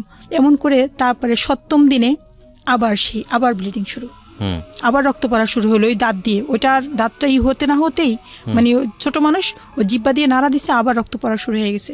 তখন একটা পর্যায়ে কি করব, মানে ওর স্বাস্থ্য অনেক ভালো ছিল, আর ওর ভেইনও পাওয়া যেত না, ইঞ্জেকশনটা পুশ করতে অনেক কষ্ট হতো ওর। তখন ওকে ঢাকায় নিয়ে আসলাম। ঢাকায় নিয়ে এসে ওকে পিজি থেকে আবার টেস্ট করলাম। ওই টেস্ট করে ওই টেস্ট দিল, ওই টেস্ট করা হলো যে ওর পার্সেন্ট কত আছে, 1.7 ছিল ওর, আমার ওই বাচ্চার থেকেও কম। তো টেস্ট করার পরে তখন ওই ইঞ্জেকশন দিল, মানে ইঞ্জেকশন দেওয়ার পর তৃতীয় ইঞ্জেকশনটা দেওয়ার পরে তারপরে কিছুদিন মানে খুব সতর্কতার সাথে আস্তে আস্তে ওই জায়গাটা শুকিয়ে গেলো, ঔষধ খেলো, তারপরে ভালো হলো। পরে সিদ্ধান্ত নিল যে ওই সময় আমি কিছু জমি, আমার বাবা, এর আগে আমার বাবা মারা গেছেন, তার 3 মাস আগে বাবা মারা গেছেন ওই সমস্যার আগে। তখন আমার ভাই, মা, তারপরে সবাই বলছে যে তোমার শ্বশুরবাড়ি তো একদম গ্রামের দিকে, অজপাড়া গায়ে, তো এখানে কিছু জায়গা দিয়ে এখানে একটু ঘর তোলো, এখানেই থাকো, আমাদের এখানেই থাকো। পরে আমাদের বাবার বাড়িতেই মানে একটু জায়গা দিছে যে ঘর তোলার জন্য। তখন ওখানে আমার বাবার যে কিছু জমি, ওই জমিটা আবার বিক্রি করতে বললো, আমি যে একটা অংশ পাবো ওখানে ধানের জমিটা, ওই জমিটা বিক্রি করে ওখানে আর কি একটা ঘর তুললাম। তো ঘর তুলে ওখানেই আমি ছিলাম। তো এর মাঝে আবার আমার সেজ বোনের যে হিমোফিলিয়া পেশেন্ট ছিল, তার সেজ বোনের এক ছেলে হিমোফিলিয়া, কিন্তু তার হাজব্যান্ডে স্বাভাবিকভাবে জিনিসটা মেনে নেয়নি। আমার ছেলের এরকম সমস্যা হচ্ছে, আমার দ্বিতীয় ছেলেরও এরকম সমস্যা, প্রথম ছেলের সমস্যা। তখন সে ভাবছে যে আমার ছেলের সমস্যা, আমি আবার বেবি নিলে আবার ওই ছেলেরও এই সমস্যা হবে, এটা চিন্তা করে সে বিবাহ করলো। গোপনে, সে কারো কাছেই বলেনি। বিবাহ করলো, বিবাহ করে তারপরে আমার বোনকে ডিভোর্স লেটার পাঠিয়ে দিল, আমার সেজ বোনকে। ডিভোর্স লেটার পাঠানোর পরে আমার সেজ বোনটা করলো কি, ওই ডিভোর্স লেটার পাঠানোর পরেই ও ওর বাচ্চা সহ ও শ্বশুরবাড়ি থেকে চলে আসছে সরাসরি আমার বাসায়, আমার কাছে আসছে। আচ্ছা, ওই এসে বাচ্চাকে সাথে করে নিয়ে, হ্যাঁ বাচ্চাটাকে সাথে করে আমার বাসায় চলে এসে খুব কান্নাকাটি করতেছে। আমার মেজো বোন আসছে, বড় বোন সব আমার বাসায় আসছে। এসে বোন আমি আমার কাছে শেয়ার করতেছে, দেখ এরকম এরকম আমাকে ডিভোর্স যেটা পাঠিয়ে দিচ্ছে, তা আমার একটা ছেলে একটা মেয়ে, আমার এই 19 বছরের সংসার, আমার কি হবে। এসে মানে খুব কান্নাকাটি করতেছে। তখন আমারও খুব খারাপ লাগতেছে, আমার বোনদেরও খুব খারাপ লাগতেছে। আমার বোন বলতেছে যে এভাবে তো ওকে ছেড়ে দেওয়া যায় না, তো অন্যতর বিবাহ করছে করুক, কিন্তু ওকে ডিভোর্স দেবে কেন? মানুষের দুইটা বউ থাকতেই পারে। তো হ্যাঁ অসুস্থ, ঠিক আছে, তো সুস্থ বাচ্চা দরকার, তুই অন্য জায়গায় বিয়ে করছিস, এটা আমাদের সাথে শেয়ার করলেই হতো। তা আমরা এটা মেনে নিতাম, যেহেতু আমাদের এটা জেনেটিক সমস্যা, এটা আমরা মেনে নিতাম। তো পরবর্তীতে সে করলো কি, একটা মামলা দিয়ে দিল। যখন সে বিবাহ করছে, আমার সেজ বোনের হাজবেন্ড বিবাহ করার পরে প্রথমেই ওকে ডিভোর্স দেয়নি, ও তো গোপন ছিল, বিবাহটা গোপন ছিল। তো একটা টাইমে ও বিভিন্ন ধরনের কথা বলতো, তোকে এইবার ইবাদ খাওয়াবো, তাই এই সেই, তোকে তো কবেই তালাক দিয়ে দিছি, তুই যাস না কেন, এরকম কথা বলতো, অনেক কষ্ট দিয়ে কথা বলতো, ওগুলি আমাদের সাথে শেয়ার করতো। তো একটা টাইমে যখন আমার সেকেন্ড বাচ্চাটার ওই যে একটা মাসেই 3টা ইঞ্জেকশন লাগলো, তখন আমার হাজবেন্ডের মন অনেক খারাপ হয়ে গেল। তখন সে আমার সাথে ভালোভাবে আচরণ করতো না, আমার কাছ থেকে একটু দূরে দূরে থাকতো, আর বলতো যে তোমরা আমাকে ঠকাইছো, আমাকে কষ্ট দিছো, আমাকে ঠকাইছো, আমরা যাই না শুই না আমার সাথে এরকম করছো, তোমরা জানো যে তোমাদের ভিতরে এই রোগ, আমার কিছু বলো নাই, এ ধরনের কষ্ট দিত। আমার ভবিষ্যৎ কি, আমি কি নিয়ে থাকবো, এটা বলতো। আমার দুলাভাইয়ের কাছে বলতো, লোকজনের কাছে বলতো, ওরা আমার কাছে বলতো। তখন আমার অনেক মন খারাপ লাগতো, অনেক কষ্ট পেতাম। কিন্তু আমি তাকে বলিনি যে তুমি এর কাছে এটা বলছো, এটা করছো, আমি ধরা দিতাম না তাকে, আমি আমার মতোই থাকতাম, আমি কিছুই বলতাম না। বরং তাকে যে আমি ভালোবাসি আরও বেশি বেশি, মানে সে আমাকে ডাক দেওয়ার আগেই তার সামনে চলে যেতাম, মানে সে কিছু বলার আগেই সামনে থাকতাম, কিছু বলবে মানে এটা সুযোগ ছিল না, মানে এও করতাম না। তো আমার ওই ছোটো বাচ্চা তারপরে আমি ওখানে একটা কিন্ডারগার্টেন স্কুলে মাস্টারি করি, যে ওই ছোটো অসুস্থ বাচ্চা নিয়ে আমি কোথায় চাকরি করতে যাব, ওদের কে দেখবে। তখন আমার বড় বাচ্চাটা যে 17 বছর বয়স, ওকে স্কুলে দিতে হবে। তো স্কুলে যেহেতু হিমোফিলিয়া, ধাক্কা লাগে না কি, আমি ওখানে টিচার থাকলে আমি একটু দেখে রাখতে পারবো, কাছাকাছি থাকতে পারবো, যার কারণে ওখানে টিচার আমাকে ওখানে নিয়োগ নিয়ে নিল। তখন আমি ওখানে ক্লাস নিলাম, ওই বাচ্চাটা ওখানে ক্লাস নিলাম এবং টিউশনি করতাম। কিছু টাকাটা পেলে ও খুশি হবে, আমার হাজবেন্ডের কাছে টাকাটা এভাবে ধরে দিতাম, দেখো আমি এই টাকাটা পেয়েছি, এই আজকে তাকে খুশি রাখার চেষ্টা করতাম, খুশি রাখার জন্য আমি এটা করতাম। আবার আমার মা কিছু কিছু টাকা দিতেন, আমার বাবা মারা গেছে, পেনশনের টাকা। এদিকে তো আবার একটা দুর্ঘটনা ঘটলেও, যেটা আপনার বোনের ক্ষেত্রে হলো, যে তার ডিভোর্সটা হয়ে গেল। আপন বোন তো না? হ্যাঁ আপন বোন। তো মানে ওইটাও একটা আতঙ্ক কাজ করতো, না জানি কি একটা হয়ে যায়। আমি সবসময় আতঙ্কে ছিলাম যে না জানি কিরকম হয়ে যায়, আমাকে কখন যেন কি করে, মানে এরকম আমার ভিতর সবসময় আতঙ্ক কাজ করতো, সবসময় মানে খুব আমি কেয়ারে থাকতাম ব্যাপারটা নিয়ে। আমি তাকে বেশি বেশি মানে আরও বেশি ভালোবাসার চেষ্টা করতাম। তারপরে বাচ্চা যখন এই সমস্যা, তখন আমি চিন্তা করলাম যে কী করা যায়। তখন এমনই একটা টাইম যে দেখেন, আমি সবসময় আল্লাহকে বলতাম যে আল্লাহ তুমি পারো না, এমন কোনো কাজ নেই। নামাজ পড়তাম, তাহাজ্জুদ নামাজ পড়ে আল্লাহর কাছে বলতাম যে আল্লাহ তুমি আমাকে একটা বাচ্চা সুস্থ করো, অন্তত হয় তুমি অলৌকিকভাবে একটা বাচ্চা সুস্থ করে দাও, তা না হলে আমাকে একটা সুস্থ বাচ্চা দাও। কীভাবে দাও আল্লাহ, তুমি জানো, আমি জানি না, তুমি সব পারো, দিনকে রাত, রাতকে দিন করো, কিন্তু আমাকে একটা বাচ্চা সুস্থ দাও, আমি একটা সুস্থ বাচ্চার মা হতে চাই। একসময় আমার সেজ বোন বলে কি যে ফরিদপুরের ওইদিকে নদীর পাড়ে বাড়ি, এক মহিলা ওই ভিক্ষা করতে আর কি আসতো, মাঝে মাঝেই আসতো, অনেকদিন পর পরে আসতো। তো ওই মহিলা, মুরব্বী মহিলা, অনেক বয়স মহিলাটার মাথায় টিউমার ছিল। তো আসতো, গ্রামে আসতো। তখন ওই মহিলাটার একটা মেয়ে, বড় মেয়ে, তার প্রথম বিবাহ হয়েছে। বিবাহ হওয়ার পর একটা কন্যা সন্তান হওয়ার পরে তো ওই কী কারণে যেন স্বামীর সাথে ওনার ডিভোর্স হয়ে গেছে ওই মেয়েটার, ওই মহিলার বড় মেয়েটার বিবাহ হয়ে মানে ডিভোর্স হয়ে যাওয়ার পরে তখন ওই মেয়েটা কী করলো, ওই যে নাতিটা, ওই তার একটা মেয়ে ছিল আর কি, বিবাহ করার পরে ওই মহিলাটা মেয়ে হলো, মেয়ে সহই ডিভোর্স দিয়ে দিছে। দেওয়ার পরে তো ওই নাতিটা ওই মহিলার কাছেই থাকতো। থাকার পরে ওই তার মেয়েটা ঢাকা গার্মেন্টসে চাকরি করতো। আচ্ছা, কোথায় যেন চাকরি করতো। চাকরি করার পরে একটা টাইমে একটা ছেলের সাথে তার পরিচয় হলো। পরিচয় হওয়ার পরে তাদের বাড়ি হচ্ছে ফরিদপুরে, নদীর পাড়ে আর কি, একই এলাকায়। তো ওই যখন পরিচয় হওয়ার পরে ওরা একা একা বিয়ে করছে। আচ্ছা, বিয়ে করার পরে তা ওই যেহেতু ওর আগে বিয়ে আছে, একটা বাচ্চা আছে, এটা ওর ফ্যামিলি মানে নেই। তারপরে মহিলাটা যখন 6 মাসের বাচ্চা পেটে, ওই এই বাচ্চাটা আর কি 6 মাসের পেটে, তখন সে বাড়িতে গেল। আচ্ছা। বাড়িতে যাওয়ার পরে একটা টাইমে বিবাহ নিয়ে অনেক বড় ভাই তারপরে মা তাদের সাথে অনেক গন্ডগোল হলো, তোর বউ নিয়ে কোথায় যাবি, যা, এই বউ নিয়ে বাড়িতে আশ্রয় নেই, এরকম অনেক বকাঝকা এসে অনেক কিছু করলো। একটা টাইমে একটা মারামারি পর্যায়ে, রাতে মারামারি হলো আর কি, মারামারি পর্যায়ে তখন সে ওর হাজবেন্ড তখন স্ট্রোক করছে আর কি। স্ট্রোক করে তখন হসপিটালে নিয়ে গেছে। হসপিটালে নিয়ে যাবার একদম একটু মানে নিয়ে যাবে আর 2-3 মিনিট হলেই হয়তো হসপিটালে পৌঁছে যাবে, এই মুহূর্তে আর কি গাড়িতে বসে মারা গেছে। আচ্ছা। ওই মহিলার হাজবেন্ড মারা যাওয়ার পরে তখন ওই মহিলাটা এখন বাচ্চা পেটে, এখন সে জীবিত থাকতেই মানে নাই, এখন তো আর কোনো মানার প্রশ্নই ওঠে না, এখন কি করবে। তখন ও একা একা বিবাহ করছে, আবার এই স্বামী মারা গেল, এদিকে তখন ওই যে ওর বাবার বাড়ির দিকে কেউকে মানে মহিলা জানাবে না যে তার এরকম হয়েছে, এক একজন এক এক কথা বলবে, এই বাচ্চা কোথা, স্বামী দেখলাম না, তার বাচ্চা আসলো থেকে, মানে এরকম কিছু বলবে। এই জন্য ওই গার্মেন্টসে ঢাকায় যে থাকতো, এখন সে সরাসরি ওই মহিলাটা যে বৃদ্ধ মহিলাটা, সে তার বাড়িতে নিতে চাচ্ছে না, ওনারা গরিব, খুব ছোট একটা ঘর। তখন উনি ভিক্ষা করতো আর এক একজনের কাছে বলতো যে আমার মেয়েকে একটু সাহায্য করবেন, আমার মেয়ের বাচ্চা পেটে আর 2 মাস আছে, বাচ্চা হবে, এখন মেয়েটাকে আমি কোথায় রাখবো, কার কাছে রাখবো। তখন আমার বোন বলল কি যে তাহলে আপনি একটা কাজ করেন, আমার কাছেও সংবাদটা আসছে, আসার পরে আমার হাজব্যান্ডকে বলতেছি কি একটা মহিলা এরকম বাচ্চা পেটে, সে কিছু সাহায্য চাইতেছে, তার বাচ্চাটা ডেলিভারি হবে, হাজব্যান্ড মারা গেছে 6 মাসের পেটে থাকতে। তখন এই মহিলাটা এখন কিছু সাহায্যের জন্য বলতেছে আপা, তা আমি কি করব। তা বলতেছি কি তুমি আপাকে বলো যে একটা টাইমে বাসায় এসে কিছু চাল টাল বা টাকা টুকা যা থাকে একটু কিছু যা পারো তুমি দিয়ে দাও, মানে কেউ যদি সাহায্য চায় কিছু না কিছু দিতে হয়, তা তুমি যা পারো দাও কিছু। তারপরে আমি ওটা দিলাম, দেওয়ার পরে আমার বোনের সাথে আমি বলি কি যে আচ্ছা ওই মহিলাটা বলছে যে বাচ্চাটা কাউকে দিয়ে দেবে ডেলিভারি পরে। পরে আমি আমার বোনের সাথে শেয়ার করতেছি, বড় বোনের সাথে, যে আপা এই বাচ্চাটা যে দিয়ে দেবে, আচ্ছা এই বাচ্চাটা আমরা রাখতে পারি না, আমার তো 2 ছেলের হিমোফিলিয়া, এই বাচ্চাটা যদি আমরা রাখি তাহলে ভালো হয় না। তা আমার হাজবেন্ডের কথা বলতেছে, আল্লাহ, ও যে রাগী মানুষ, ও কি জীবনও মানবে, তা সে কখনো মানবে না। তখন আমিও তাই ভাবতেছি, কিন্তু আমার এমন একটা অবস্থা যে আমার হাজবেন্ডকে আমি এত ভালোবাসি যে আমি কোনো কিছু তার কাছে লুকাতে পারি না, আমি সব কিছু শেয়ার করি, তাকে সব বলে ফেলি। হয়তো চিন্তা করি যে এটা বলবো না, ওটা বলবো না, কিন্তু একটা টাইমে সে আমার সামনে আসলে তাকে আমি বন্ধুর মতো মনে করি, সব কিছু বলে ফেলি তাকে। তাহলে সে বাসায় আসার পরে তা আমি না তাকে বলতেছি, খাবার খাচ্ছে, তখন বলতেছি জানো ওই মহিলাটার বাচ্চাটা না দিয়ে দেবে কাউকে, আচ্ছা আমরা কি ওই বাচ্চাটা রাখতে পারি না, আমরা যদি বাচ্চাটা আনি আমাদের মতো করে রাখি তাহলে ভালো হয় না।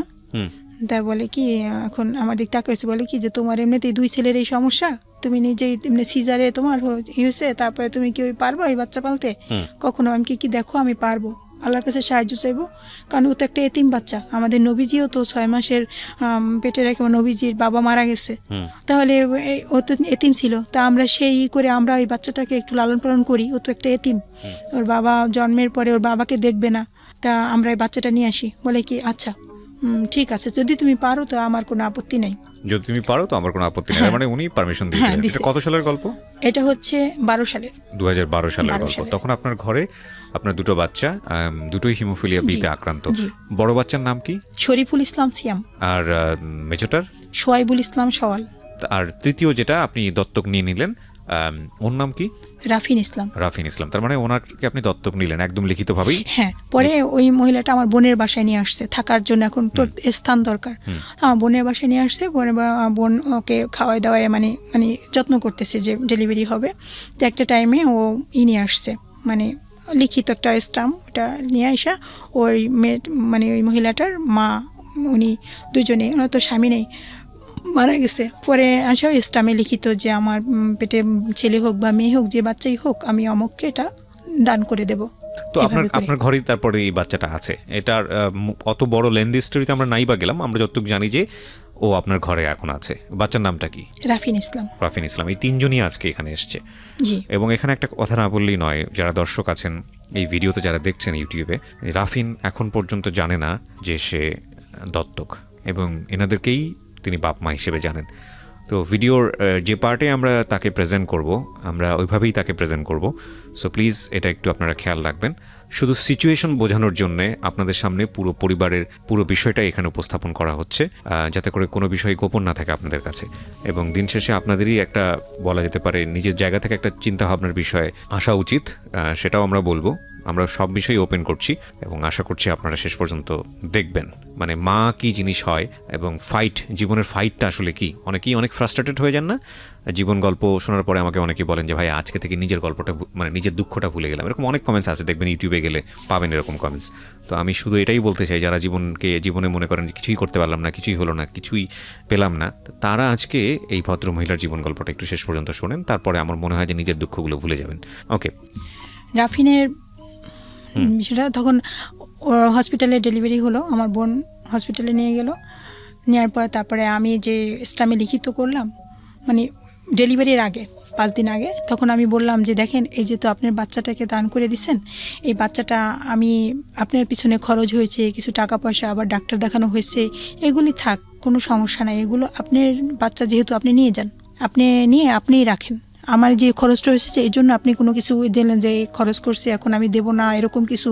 আপনার বাচ্চা যেহেতু আপনি নিয়ে যান, ডেলিভারি পেয়ে আমার কোনো আপত্তি নেই, আপনি আমি এখনও স্টাম্প ছিঁড়ে ফেলাই দিই, আমি স্টাম্প রাখবো না।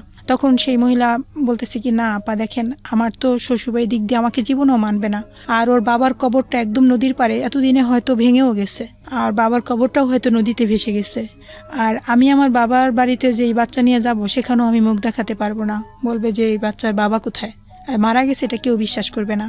আর আমি এখন একটা কাজ করব যে আমার আর একটা মেয়ে আছে, চাকরি করব, সেই চাকরি তো আমি করতে পারবো না এই ছোটো বাচ্চা নিয়ে, আমি বাচ্চাটা কি করব, আমার যদি ভাগ্যেই থাকতো ওর বাবা বেঁচে থাকতো। মহিলাটা খুব কান্না করলো, আমার হাত ধরে বলতেছে যে আপনি পর্দা করেন, আপনি নামাজ রোজা করেন, আমার বিশ্বাস এই বাচ্চাটা আপনার কাছে ভালো থাকবে, আপনি যদি বাচ্চাটা রাখেন তো এই জন্য আপনার ওই বাচ্চারাও ভালো থাকবে, আমি দোয়া করে দেব, আপনি আমার পরকালে পাবো, আমার ইহকালে দরকার নেই, আপনি এই বাচ্চাটা রাখেন। খুব কান্না করলো মহিলা। পরে আমি জড়াই ধরে আমিও বললাম যে ঠিক আছে, আপনার বাচ্চাটা আপনি আমাকে বিশ্বাস করে যেভাবে দিয়েছেন ওকে আমি মায়ের স্নেহ দিয়েই আমি বড় করব, আমার পরিচয় বড় করব, এটাই আমার বাচ্চা, আমার ওই বাচ্চা যেরকম আমি দেখবো এদের আলাদা নজরে আমি জীবনে দেখবো না, এটাই আপনার সাথে আমার ওয়াদা। আমরা এই জায়গাটা ক্লিয়ার হলাম, আমরা দোয়া করি আপনার জন্য যেন সেটাই থাকে।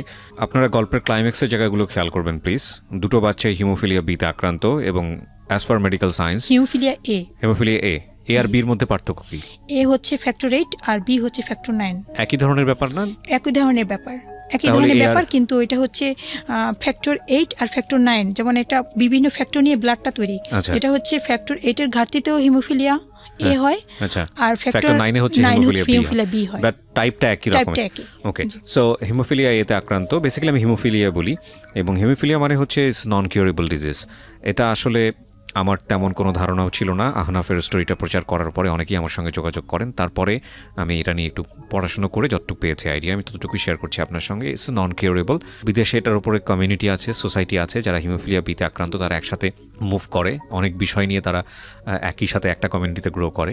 বাংলাদেশেও এরকম আছে, হয়তো এনারা জানেন না, আমাকে অনেকেই বেশ কয়েকজন জানেন। ওকে, ভেরি গুড। সো ওগুলো হয়তো সামনে আসবে, তবে এটা নন কিউরেবল এবং সারাটা জীবন জুড়েই ফাইট করে যেতে হয়। অদ্ভুত এক ডিজিজ, মানে আল্লাহই ভালো জানেন, সবসময় তাওয়াক্কালতু আলাল্লাহ। তবে একটা কথা হলো যে আমরা যেন হাল না ছাড়ি, পুরো জীবনটাই তো আসলে রিস্কের, তাই না? তো ঠিক আছে, তো এই জায়গাটা থেকে উনি আসলে তৃতীয় বাচ্চা যিনি যাকে দত্তক নিলেন, রাফিন না কি যেন নাম, রাফিন ইসলামকে দত্তক নিলেন। ওনার জায়গা থেকেও মনে হয়েছে একটা বাচ্চা থাকা উচিত এবং ওনার হাজব্যান্ডও পারমিশন দিয়েছে।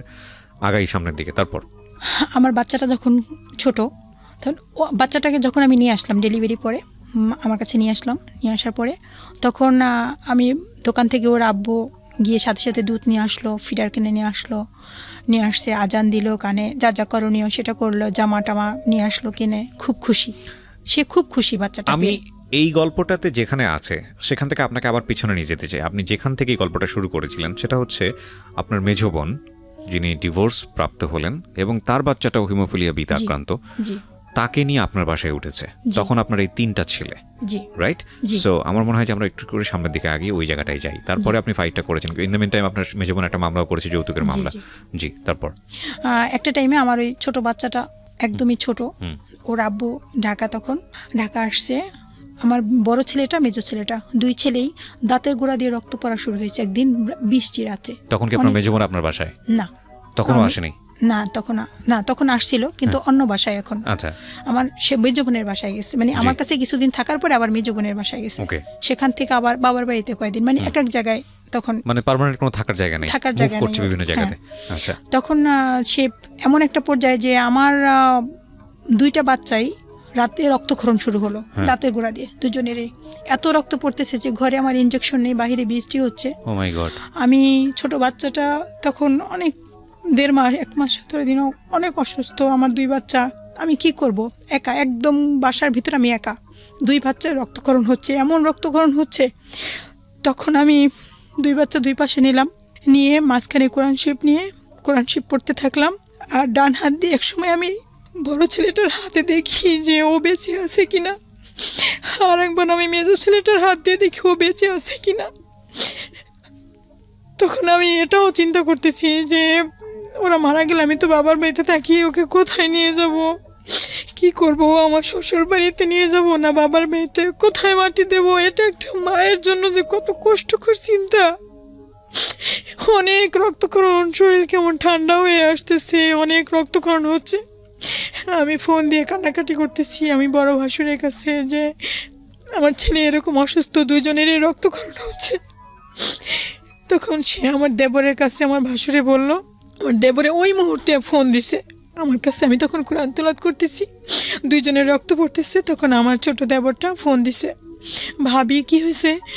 আমি বলি আমাদের 2 ছেলেরই আমার রক্তক্ষরণ হচ্ছে, অনেক রক্তক্ষরণ হচ্ছে, না জানি সকাল পর্যন্ত ওকে আর আমার কোলে পাবো কি না।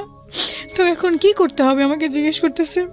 আমি বলি কি ওদের ইঞ্জেকশন দিতে হবে, ফ্যাক্টরিটা ইঞ্জেকশন, যে এক একটা ইঞ্জেকশনের দাম 4800 টাকা, আমার 2 ছেলের এই সমস্যা, আমার ইঞ্জেকশন লাগবে। তখন বলতেছে যে ইঞ্জেকশন দিয়ে কী হবে? আমি বলি ইঞ্জেকশন দিলে তোর কিছু সময়ের জন্য রক্তটা চেক দেবে। বলতেছে ইঞ্জেকশন দিয়ে দরকার নাকি, মানে খুবই করে বলতেছে ইঞ্জেকশন দেওয়ার দরকার নাকি, ইঞ্জেকশন দিয়ে থামাবেন 2 দিন পর তো আবারও রক্ত পড়বে, কি দরকার আছে ইঞ্জেকশন দেওয়ার, এ বলে সে ফোনটা রেখে দিছে। তখন আমি অনেক কান্না করলাম যে এটা কি কোনো মাকে বলা তার ঠিক হয়েছে, মানে চতুর্দিকে সমস্যায় আমি কি করব আমি ভাবতেই পারতেছিলাম না। এভাবে কোরআন তেলাওয়াত সারাটা রাত আমি বসে বসে কাটালাম, আর ওভাবে রক্ত পড়তেছে।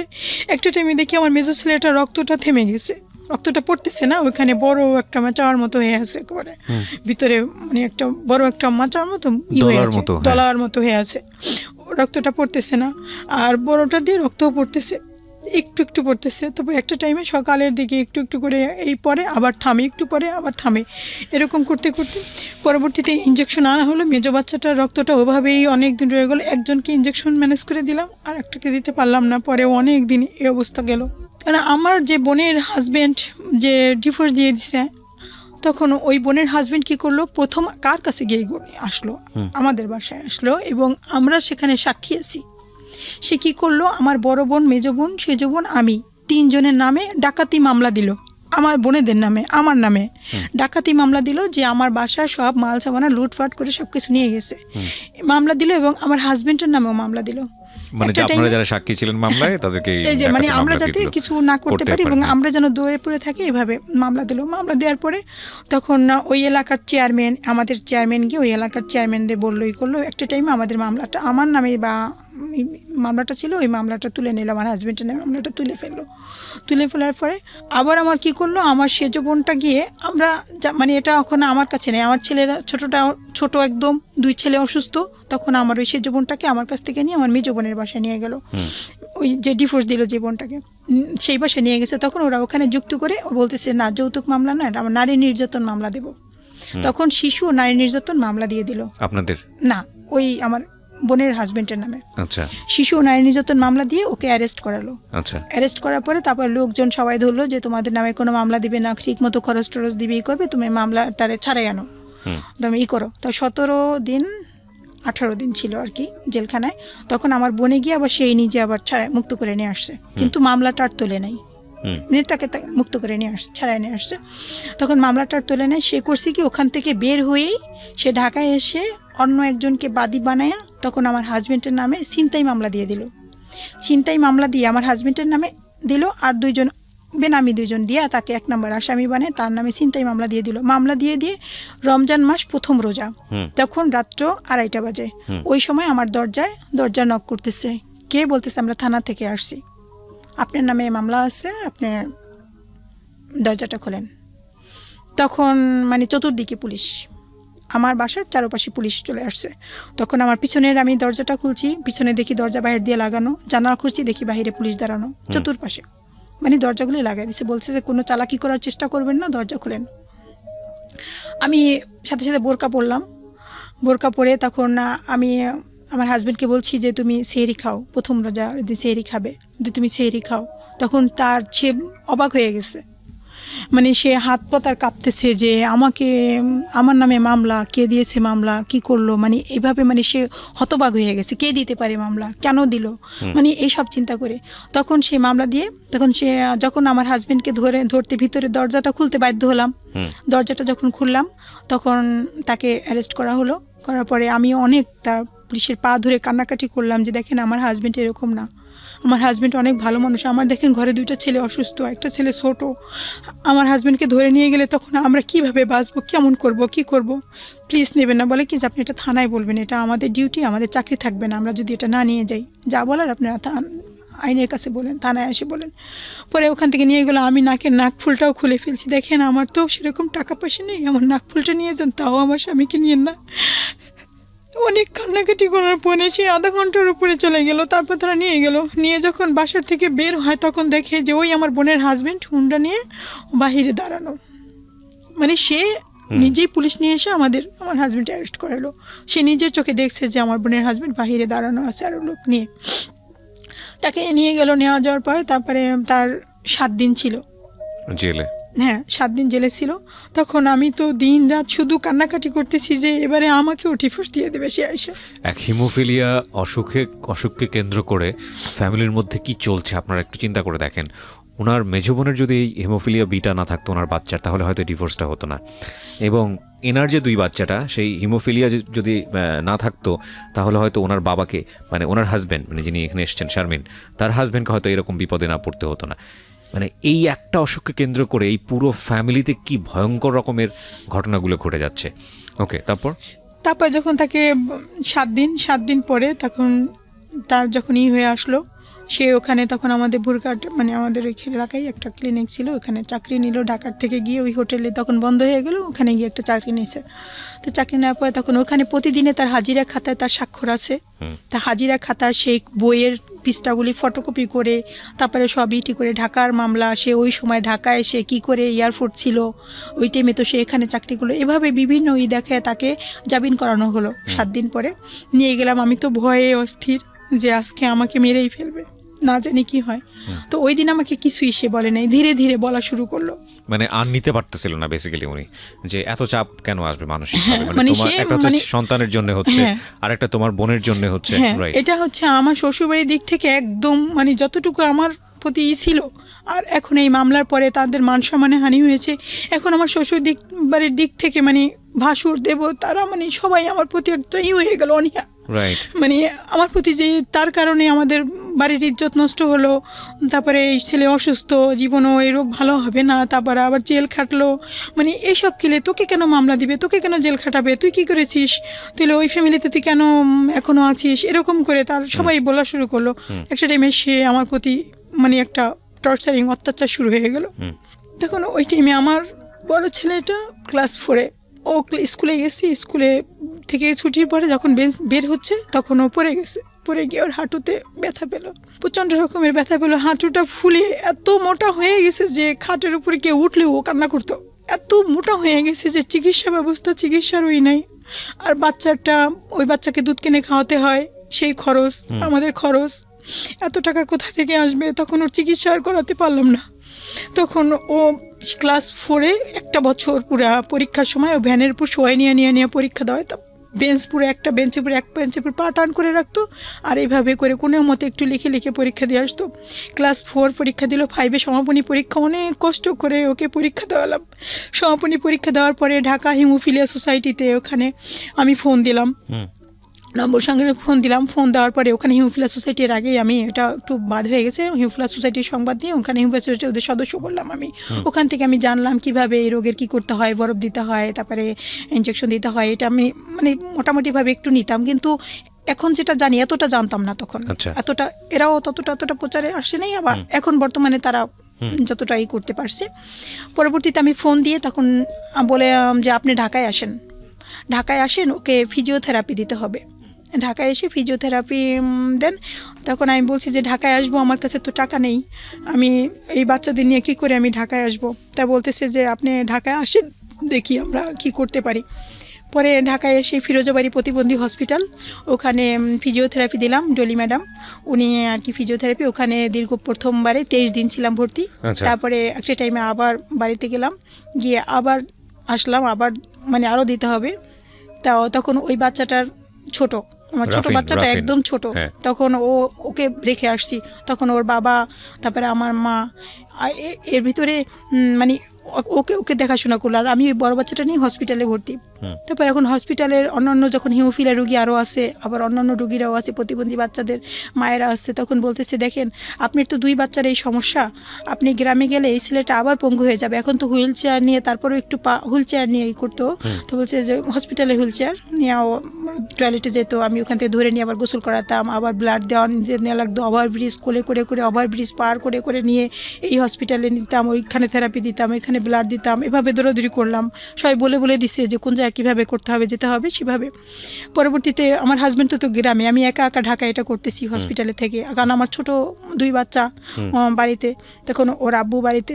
সবাই বলতেছে যে আপনি যেহেতু 2 ছেলের এই সমস্যা, আপনি ঢাকায় থেকে যান, গ্রামে ব্লাড ব্যাংক নাই, এই চিকিৎসা নাই, তো আবার পঙ্গু হয়ে যাবে। তখন আপনি, ওরা পঙ্গু হলে ঘরে এসে যখন আপনার হাজব্যান্ড দেখবে যে একজন পঙ্গু হয়ে আছে, তখন আপনার হাজব্যান্ড আর থাকবে না, আপনাকে ছেড়ে চলে যাবে, এখন যাও তাও আছে। তা এভাবে করে আমাকে বললো। তা চিন্তা করলাম যে ঘটনা তো ঠিকই, আমি যদি গ্রামে যাই তো আমার ছেলের তো চিকিৎসা হবে না, ওরা আবার সেই পঙ্গু হয়ে যাবে, আবার হাঁটতে পারবে না, তাহলে আমি ঢাকায় থাকবো। তখন ওখানে আমি কোথায় থাকবো, কী করবো? একজনে বললো যে মিরপুরে কম টাকায় ভাড়ায় থাকা যায়, ভাড়া একটু কম, আপনি ওখানে আসেন। কত সালের গল্প এটা? এটা হচ্ছে 13 সাল, 2013 সালে। হ্যাঁ জি, 13 সালে তখন আমি ঢাকায় ওকে ক্লাস 6-এ ভর্তি করলাম। আচ্ছা, বড় ছেলেকে। একে তো হচ্ছে যে ট্রিটমেন্ট করার মতো পয়সা নাই, 2 হচ্ছে হলো যে এই মামলা কেন্দ্রিক ঝামেলা, 3 হচ্ছে হলো 2টো বাচ্চা নিয়ে ফাইট করা এবং ঢাকায় শিফট হয়ে যাওয়া। হ্যাঁ। আপনার হাজবেন্ড তখন হচ্ছে কোন জেলাতে কাজ করছে? গ্রামে। হ্যাঁ, মানে আপনার হাজবেন্ড থাকবে গ্রামে, আপনি শুধু বাচ্চাদের জন্য চলে আসলেন ঢাকা শহরে। হ্যাঁ, ঢাকায়। তখন একটা বাসায়, একটা টিন শেড বাসা, ওই বাসায় তখন ওই বাচ্চাদের নিয়ে ওর আব্বু প্রথমে কিছু জিনিসপত্র সব পাঠিয়ে দিল গাড়িতে, ওই গাড়িটা ওই মালামালগুলি আমি গিয়ে আবার রিসিভ করে নিয়ে আসলাম। আনার পরে তারপরে সেই একটা টাইমে আমার ওই বাচ্চাদের নিয়ে সেও আসলো। আসার পরে বাচ্চাদের রেখে তারপরে সে বলল যে তুমি কষ্ট করো, থাকো, আমি টাকা পাঠিয়ে দেবো, আর দেখি আমি ঢাকা যদি কোনো চাকরির ব্যবস্থা করতে পারি তো আমি ঢাকায় চলে আসবো। এই কথা বলছে। তখন আমি ওই 3 বাচ্চা নিয়ে ঢাকায় থাকি। ঢাকায় থাকার পরে এখন আমার এখানে বাসা ভাড়া দিতে হয়, তখন 6,000 টাকা, ওর আব্বু ওখানে 6,000 টাকা বেতন পায়। তা বাসা ভাড়া দিতে হয়, খাবার দাবার কি করব, ছোট বাচ্চাটা তখন একটু আবার হাঁটতেছে, ছোট ছেলেটা, ওর বয়স এখন একটু হয়েছে, হাঁটতেছে, কথা বলতেছে। তো এই অবস্থা তখন আমার ওই 2 বাচ্চাকে আমি ওখানে একটা স্কুল আছে কাছে, ওই প্রাইভেট মানে এটাই, ওখানে আমি টিচারের সাথে, হেড প্রিন্সিপাল স্যার, তার সাথে যোগাযোগ করলাম। সে আবার ওকে ফ্রি ভর্তি করে দিল আমার মেজর ছেলেটাকে। আচ্ছা। আর বড় ছেলেটা ওকে 4-এ ভর্তি করলাম, মেজর ছেলেটাকে। আর বড় ছেলেটাকে ক্লাস 6-এ ভর্তি করলাম। সে হচ্ছে ওখানে টিচারদের বলছি, কিন্তু কোনো কাজ হয় নাই, ওই 500-600 এমন করে টাকা দিতাম, মানে ভর্তির টাকাটা প্রথম তো পুরোটা ম্যানেজ করতে পারিনি। তখন আমি আমার সেলাই মেশিনটা, আমার হাজব্যান্ডকে বললাম আমার সেলাই মেশিনটা ঢাকায় দাও, দেখি আমি কী করতে পারি, এখন আমি তো কোথাও চাকরিও তো করতে পারবো না এই অবস্থা। তখন সেলাই মেশিনটা সে ঢাকায় নিয়ে আসার পরে তখন আমি ঢাকায় স্কুলে গিয়ে, মাদ্রাসায় গিয়ে, তখন অভিভাবকদের এভাবে করে বলি, তারা আমাকে আশেপাশে যারা আছে, পাশের বাসা, এভাবে সবাইকে গিয়ে আমি বলি। তারপরে তারা আমাকে কিছু সেলাইয়ের কাজ দেয়। তা আমি ওগুলি সেলাই করে কিছু ভাবে এভাবে করতে একটু করে আগালাম। পরে একটা টাইমে তখন 13 মাস পার হয়ে গেল। 13 মাস পার হওয়ার পরে আমার হাজব্যান্ড ঢাকায় চলে আসলো, শিফট করলো ঢাকাতে। হ্যাঁ, ঢাকায় তখন বনানী ক্লিনিকে সে চাকরি নিল। সেখানে তাকে 10,000 টাকা বেতনে তখন ওখানে চাকরি নিল বনানী ক্লিনিকে। তখন তার যাওয়া আসা ভাড়া 1,500 টাকা চলে যেত মাসে, আর 8,500 টাকা তখন ছিল। তখন সে ঢাকায় থাকে আমাদের কাছে। থাকার পরে সে এভাবে করে ওর ক্লাস 8-এ যখন পড়ে, আমার ছেলে। তো এইটা পড়ার পরে ওভাবে করে আমরা চলতে থাকি। মানে এর ভিতরে মানে যে টাকা সে পায় বা আমি পাই, তাই দিয়ে আমাদের যে ছেলের যে চিকিৎসা বা খাওয়া দাওয়া, সে যে কি অবর্ণনীয় সেটা আমি এখানে বলতে পারবো না। মানে এত কষ্ট করে আমরা চলছি, তারপরও চিন্তা করলাম যে না, তারপরে তো সবাই এক জায়গায় আসি বা যতটুকুই চিকিৎসা পাচ্ছি। তো এভাবে করে চলতে থাকার একটা টাইমে আমার হাজব্যান্ড সে ওই যখনই মনে পড়তো, দেখতো অসুস্থ করতো, আর ওই কথা বলতো যে আমাকে ঠকাইছো, আমাকে তোমরা বলো নাই কেন, এই সেই, আমি মামলা খাইছি, জেল খাটছি এই ফ্যামিলির জন্য, এটা একটা গজবের ফ্যামিলি, তোমার এই গজব। বাচ্চারা তো কি বুঝে গেছে যে তাদের শরীরে এই সমস্যাটা এবং তাদের এই রোগটা কখনোই ভালো হবে না। আমার ঘরে কোনো আয়না নাই, এখন আছে ছোট একটা আয়না আছে, আয়না রাখতাম না, কারণ যখন দাঁত পরে দাঁত চালাতো ওই সময়টা যখন অনেক রক্ত পড়তো, এত রক্ত পড়তো যে রাতের বেলা একটু একটু দাঁত নড়তো, রক্ত পরে পরে বালিশ ভিজে যেত, সব বুকটুক সব ভিজে যেত। মানে রক্ত দেখলে ওরাই ভয় পাবে, কোনো আয়না রাখতাম না। তখন এক ভাই আর এক ভাই রক্ত দেখতো, তখন ওরা ভয় পেয়ে যেত, কান্নাকাটি করতো, ওরা ভাবতো যে আমরা আর বাঁচবো না, আমরা হয়তো এই শেষ, মারা যাব। তো ওদেরকে ভালো করে যে বোঝানোটা, বাবা এই রোগটা হচ্ছে, এটা তোমাদের কিভাবে ফাইট করতে হবে, মনের দিক থেকে সাহস রাখতে হবে, এই জিনিসটা কি করতেন না? সে কখনোই করতেন না এটা কখনোই করতেন, কিন্তু ওদের প্রতি তার আন্তরিকতা আছে, কিন্তু এটা কখনো করতেন না। তোমরা ধৈর্য ধরো বা এই রোগটা তোমাদেরই হবে, এটার বিনিময়ে তোমরা আল্লাহর কাছে পুরস্কার পাবা, এরকম সে কখনোই সান্ত্বনা বোঝাতেন। আমি বলতাম, আমি সবসময় বলতাম ওদের, কিন্তু একটা টাইমে মানে সে আমার প্রতি এতটা ক্ষুব্ধ হয়ে গেল যে কেন এইটা, যখন মানে টাকা পয়সা হাতে না থাকলে যেটা আর কি হয়, মানে যে যতটা হয়ে গেলে যেটা হয় ছেলেরা অ্যাকচুয়ালি, এটা তখনই মানে যখনই টাকা অসুস্থ থাকতো, হাতে টাকা নাই, তখন মানে উল্টাপাল্টা আমাকে যা বলার তাই বলতো। কিন্তু আমি জানতাম যে এটা যেহেতু আমি এর বাহক, আমার কারণে এই সমস্যা, তখন আমি এটা সহ্য করে যেতাম। আমি তা প্রতি উত্তর করার মতো কোনো সে ছিল না আমার। তখন সে আর তার খালাতো ভাই আর ওখানে কিছু লোক আছে, ওরা একটা ক্লিনিক দেবে গ্রামের বাড়িতে। তা বলতেছি কি যে আমি একটা ক্লিনিক দেবো, তুই অন্য মানুষের ক্লিনিকে কেন চাকরি করবি, তা গ্রামে এখানে আমার ক্লিনিকে এখানে ইনে, তা ধীরে ধীরে পরে ওদের নিয়ে আসিস। তো ওখানে খরচ যা 8,500 টাকা, তা আমি তোকে 10,000 টাকাই দেবো, তুই 10,000 টাকা পুরাই থাকবে। তো এই টাকাটা ওরা পাইলে ওদের জন্য উপকার হবে। তা সে করলো কি, সে আবার চলে গেল গ্রামে গিয়ে ওখানে ওই চাকরি নিল, আর আমায় বললো যে তুমি থাকো ঢাকায়। আর হচ্ছে এরপর থেকে আমি ঢাকায় থাকা, কিন্তু তার এর মাঝে যে এই যে বনানী ক্লিনিকে চাকরি নেওয়ার আগে বেশ কিছুদিন তার চাকরি ছিল না। আবার ঢাকায় হোটেলের যে কাজ করতো, হোটেলের কাজ করার পরও তার বেশ কিছুদিন চাকরি ছিল না। এভাবে করে আমি কি বলবো, আমি বাড়ির দরজার কাছে আমি ঢেঁড়স গাছ লাগাতাম, শাক টাক এগুলি লাগাতাম, ওগুলি বাড়ির পাশে এক ভাই আছে, সে বাজারে মাছ বিক্রি করতো, ওগুলি সবগুলি টোকায় নিয়ে তার কাছে দিতাম, ভাই এটা বিক্রি করে দেন, এটা বিক্রি করে টাকা নিয়ে আসতো, তাই দিয়ে আমি চাল কিনতাম, ডিম কিনতাম, দুধ কিনতাম। মানে এভাবে করে যে আমি যে খুঁটিনাটি কীভাবে যে সংসারে এভাবে আগলে রেখেছি, সেটা আমার আল্লাহই ভালো জানে যে আমি কত কষ্ট করে, সেই দিনগুলির কথা মনে পড়লে যে আমি অনেক কষ্ট করে শুরু থেকে আমি অনেক কষ্ট করেছি। করতেন ঢাকাতে আসাতে করতেন না? ঢাকা আসার আগে করতাম। তারপরে আমি ঢাকায় এসে ওই সেলাই কাজ করতাম।